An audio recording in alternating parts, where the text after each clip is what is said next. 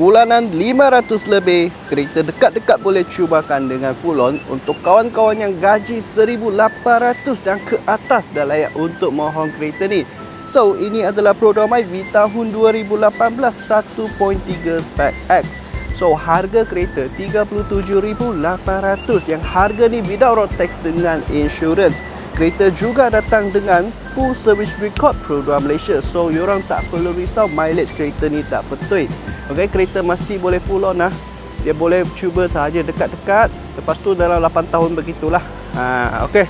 So, kita tengok outlook kereta ni. Condition mayat cantik lagi. Kereta tak pernah accident, tak pernah kena banjir. Untuk cat kereta ni adalah cat yang baru lah. 2 layer cat yang baru. So, seluruh body dia okey sahaja. Tak ada rosak-rosak, kemek-kemek. Ini memang condition cantik biar kereta ni. Mileage kereta dalam 90,000 lebih.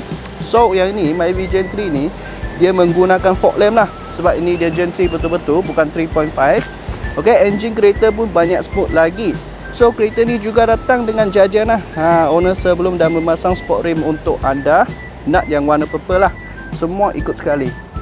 Okey, so untuk interior kereta, condition pun banyak cantik lagi. Dashboard tak ada ketuk, tak ada calak. Owner sebelum memang ada jaga kereta. Untuk dia punya kerusi ni, dia adalah full original fabric seat. Okey, so bahagian belakang dia, apa yang anda nampak? Kalau bagi saya, dia nampak simple, clean and nice. Dan sabar satu adalah banyak potensi boleh buat modifikasi. Sebab kenapa? Orang muda sekarang kebanyakan mereka punya pilihan mesti pilih Myvi. So, kenapa? Memang banyak potensi buat modifikasi. Lepas tu dia senang jaga.